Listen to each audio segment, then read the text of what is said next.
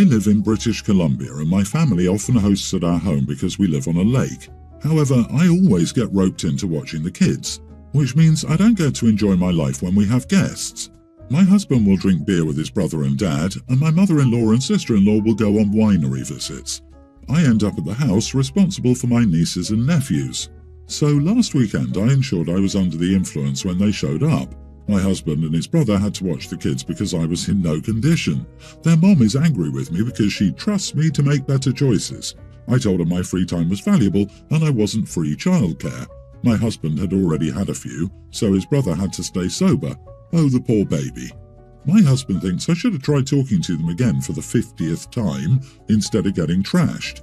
They now know better than to not ask me if I even want to watch the kids. I might be the idiot because I know they count on me to be the responsible one who will ensure the kids don't drown. Not the idiot, and your hubby is the biggest idiot. He was just as happy with the previous scenario because he still got to drink and socialise while you were held hostage to the expectation of forced babysitting duties. He didn't even remain sober to help you watch his nieces and nephews. He had the same expectation as his family. He could drink and schmooze while you chased the kids. And isn't he just such a great guy to bring a babysitter for the family? He got all the benefits and goodwill of doing the family a favour while you were stuck with the actual work of it. He should have stopped it from day one, and if he was the one who was stuck with the kids from the beginning, he would have. Bravo for your creative solution, OP. LOL, totally agree. Bravo, chef kiss. Oh no, Dad can't get drunk with the boys because you beat him to it. It's not fair. Wah, stomp stomp. Not the idiot, of course. Trusted you to make better choices. You did make the better choice. Ha ha ha. I don't understand why mother-in-law is calling only you out or why she and sister-in-law get to leave. Wasn't she calling out her sons? You have a misogynistic mother-in-law problem and a husband problem if he hasn't stopped his family. Your husband should be going to bat for you and saying, my wife is not free childcare. Everyone has to ask and see, not assume, if she can watch the kids. Further, you should go out with your friends and plan fun things when brother-in-law comes over with his kids to hang out at your house. You deserve to enjoy your free time also. This is some strange in-law Cinderella game here. I find it weird that mother-in-law and sister-in-law travel to OP's place, accept, I assume, free accommodation and meals are prepared in addition to the babysitting, and they never invite OP on their girl trip to the wineries.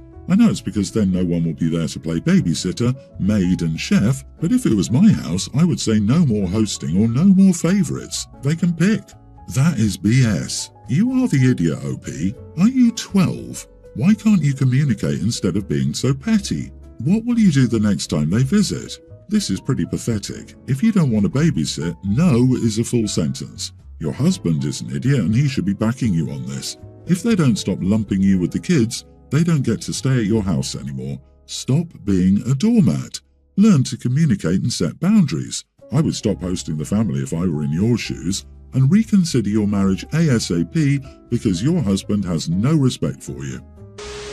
My husband and I have a teen daughter together, let's call her Maisie. He also has a nearly adult daughter with his ex, let's call my stepdaughter Danielle. For some reason, Danielle hates Maisie. It's like she hates sharing her dad with anyone. She never accepted me or Maisie, even though I've been in her life since she was 1. My husband bought a car for Danielle when she turned 16. We asked her if she could take Maisie to school with her because the schools were closed, but she refused to do so. That's not a problem. The problem happened yesterday. Maisie walks to school every day. Yesterday, she sprained her ankle on her way back home. She saw Danielle driving by and waved for her to stop. Danielle stopped and asked her if she was hurt. She said yes. Danielle said okay and left. She left. Maisie had to walk back home like that. I was seeing red when I heard what happened. To be honest, I couldn't tolerate her behaviour anymore, so I asked my husband to just send her to live with her mom for a while. This is not the first time that she's done something like that, and I'm so tired of her. My husband, of course, thinks I'm an idiot for suggesting that. So am I? Let me recap.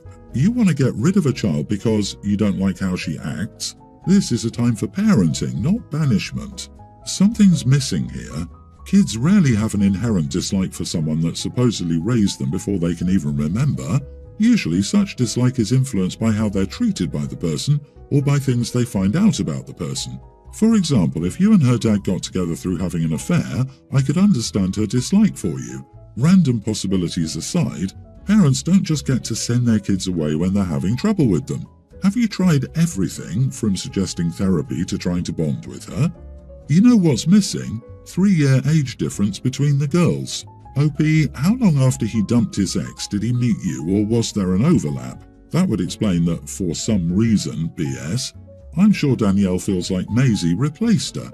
I think that for 3 years you acted like a mom toward Danielle. Still then, when Maisie was born, you completely ignored Danielle in favour of your real daughter. Has she had therapy? Jesus, you are the idiot, OP, because of what you did. I don't think you can fix it. Everyone's the idiot is the way to go here. Your punishment doesn't fit the crime and it makes you the idiot. Your stepdaughter is an idiot for pulling that stunt. She's nearly an adult. If this is the normal decision process for her, then she's going to be a drain on society and a terrible adult. It's best to learn now, but some people just need to go through stuff. Your husband is the biggest idiot. Your daughter's decision-making ability didn't arise in a vacuum.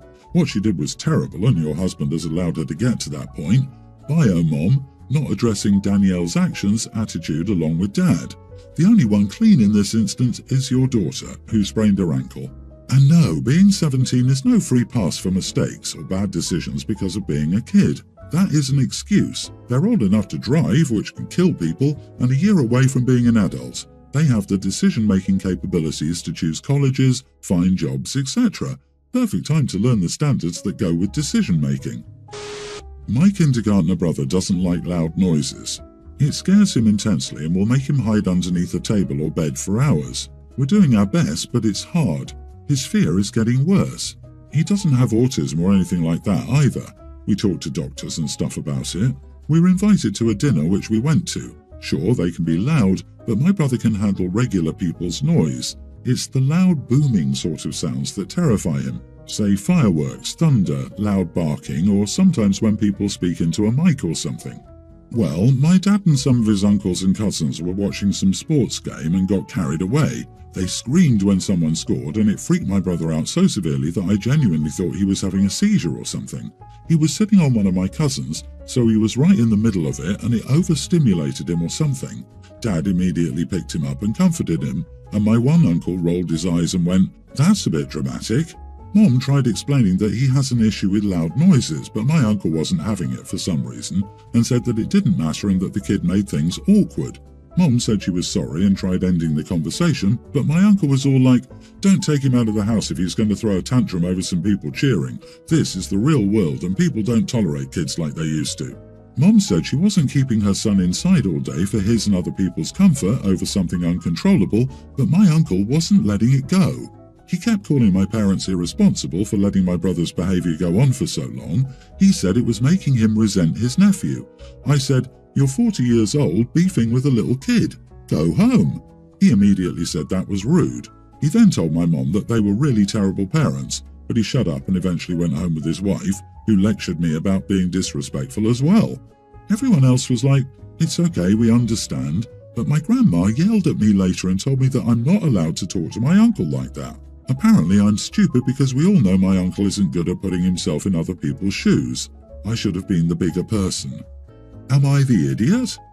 Not the idiot. Your uncle is a damn idiot, and there's nothing wrong with sticking up for your brother and saying what you said.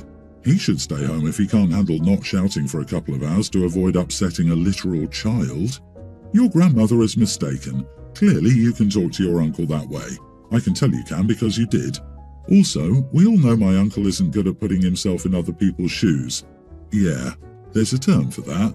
It's called being a self-centered idiot. Wait, your grandmother defended her 40-year-old son's idiosyncrasies but won't defend her young grandson's?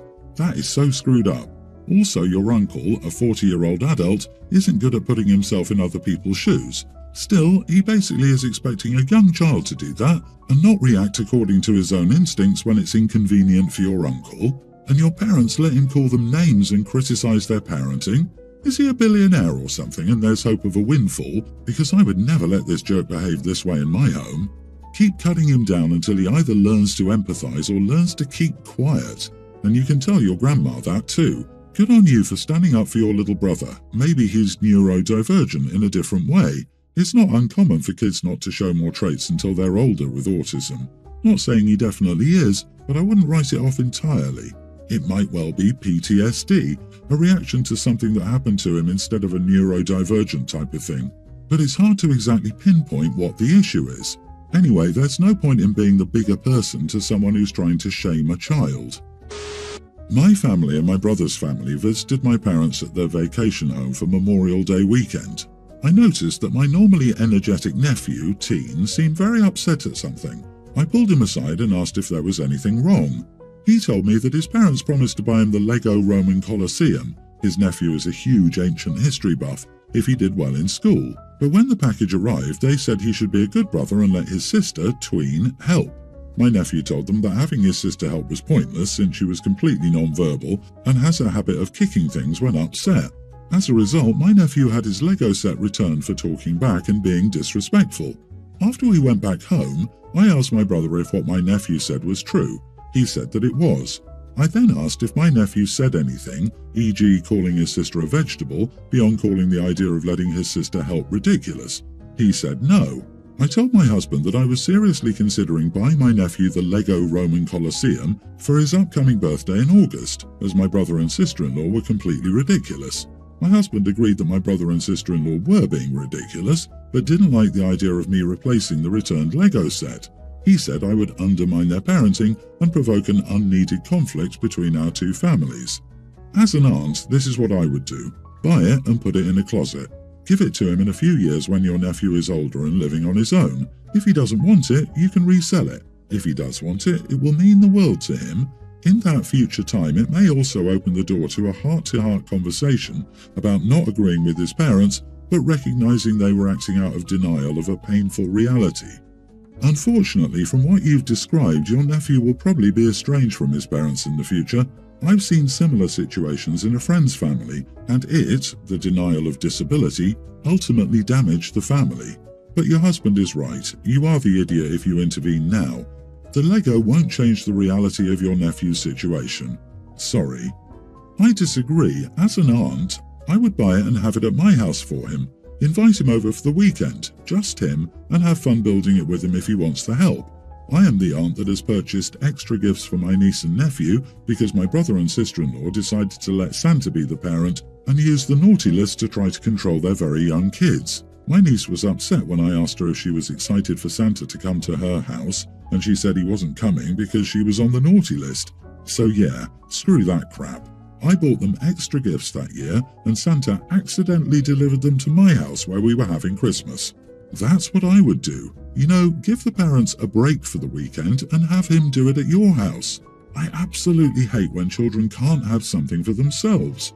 The worst part of it all, even worse than forcing him to share, is that they essentially went back on their word. The deal was, do well in school, get the Lego set. He accepted and delivered. They did not. Amending their agreement to include your sister or else was a jerk move, a bait and switch. The kid will learn that the parents' words and promises mean nothing. The kid may end up resenting the sister too. So my roommates found out my big secret. I've been renting a house with 3 other girls, Stacy, Lynn and Rebecca. We're in year 1 of a 2-year lease together and have always gotten along. A few weeks ago, I found some pictures from my wedding and I was so happy that I posted them. A few hours later, my Facebook notifications were blowing up and I had several missed calls from my roommates. I didn't realize that, but they somehow didn't know and they're not happy. I don't understand this. They said that I lied to them by bringing another roommate in and have completely changed the dynamics of the house. I haven't though. My husband and I got married at 18 before I even started college.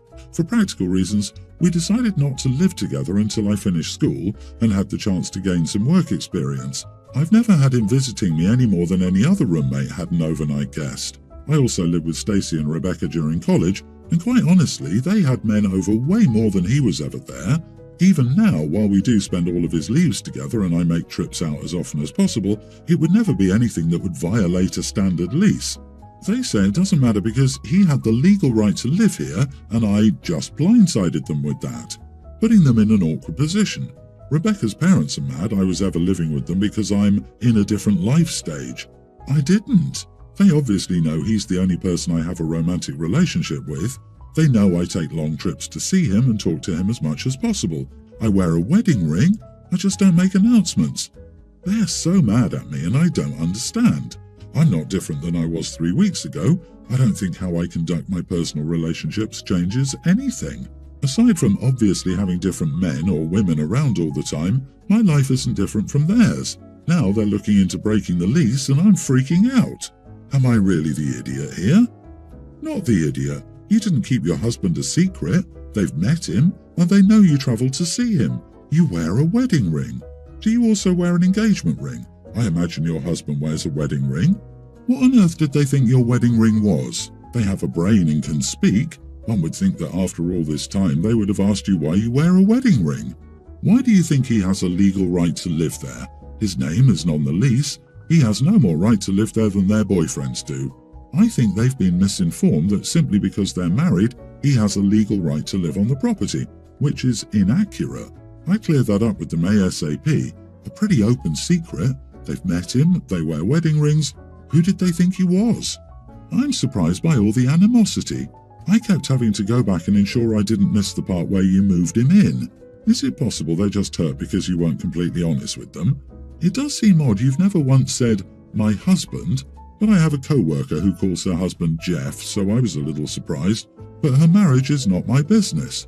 Your roommates sound as if they chase drama and are reveling in their outrage and victimhood over this. Kind of ridiculous. The things people get upset about. Jeez.